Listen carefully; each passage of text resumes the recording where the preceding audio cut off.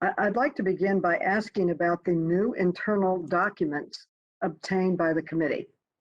These documents describe at least 15 different problems that career professionals at the Census Bureau have identified in the data.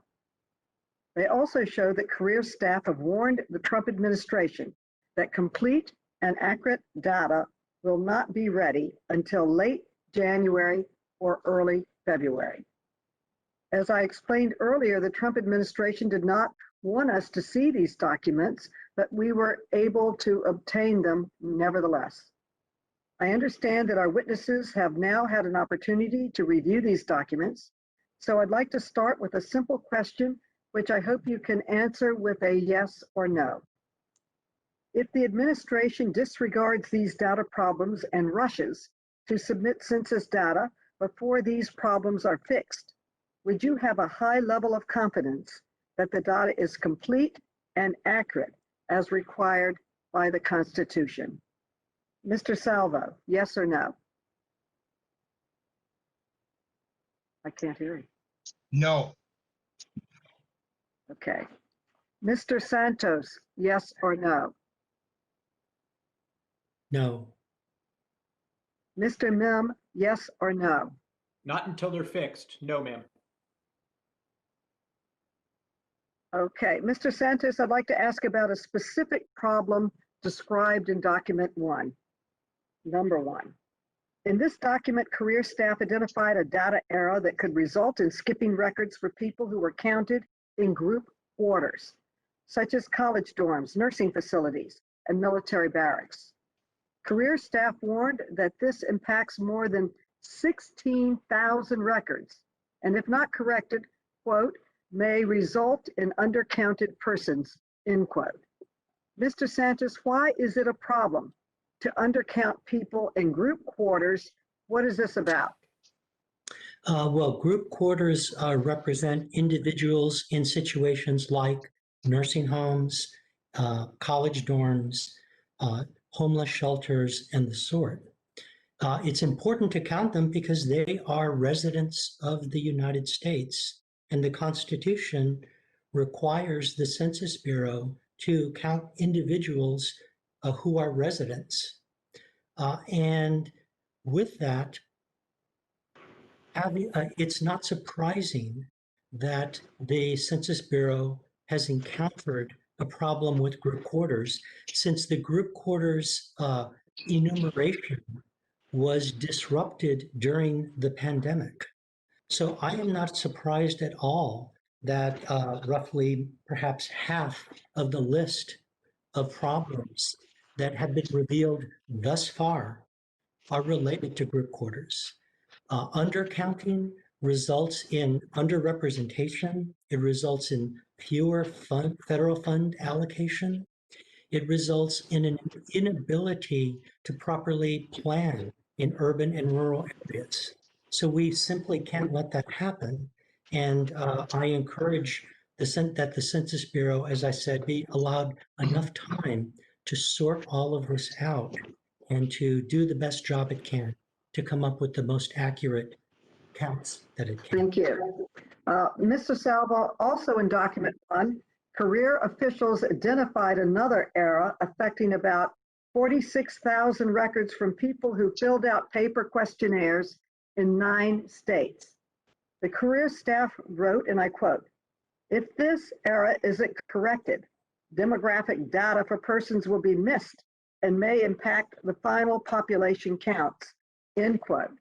So, Mr. Salvo, what could the impact be if final state population counts and demographic data are not accurate? My main point would be, Mr. Salvo. oh, yeah, the Census Bureau in those documents talked about how maybe the problems that they were discussing affected maybe 0.7% of the population. The important point to make is that that is not evenly distributed over the geographic areas of the country. That there are some areas that will be more greatly affected than others. Anything that compromises the content of the decennial census will be felt more in some areas than in other areas. And it's important to note that. And if I may, Chairwoman Maloney, comment on the group quarters. Can I comment on that, please? Yeah. Yes. Okay. The Census Bureau, because of the truncation of the schedule, they stopped an external review of the group quarters facilities that would be included in the census. They truncated it greatly.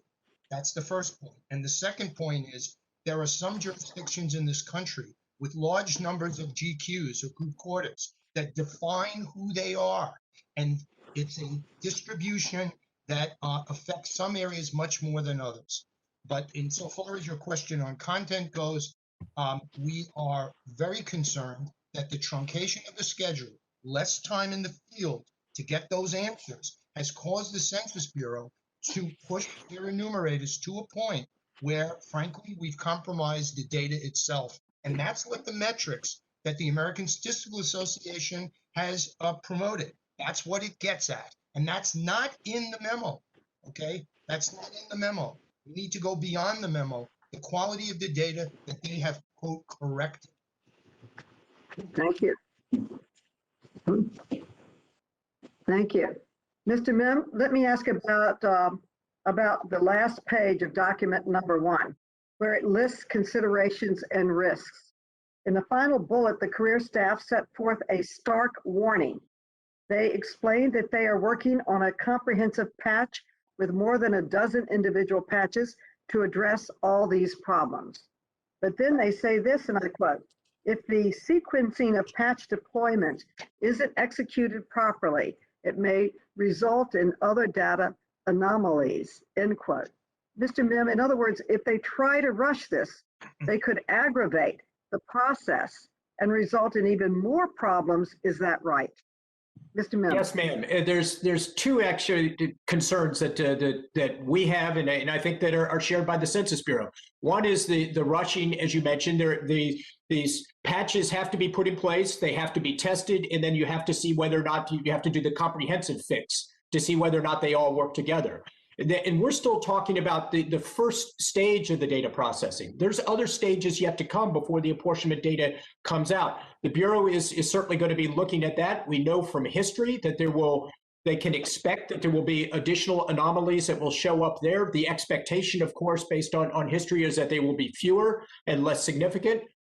But we're not certain of that. And if I would say if there is something that's probably keeping the Bureau up at night as they process it, that is probably it. What is going to be the second round, if any, of anomalies? How big will they be, and will they be more than historically expected? And could that lead to less accurate data and even more delays, correct, Mr. Mim? It could certainly lead to more delays. And the important thing as a number of people have already pointed out, is that we are dealing with relatively small numbers in a country of 330, 340 million people.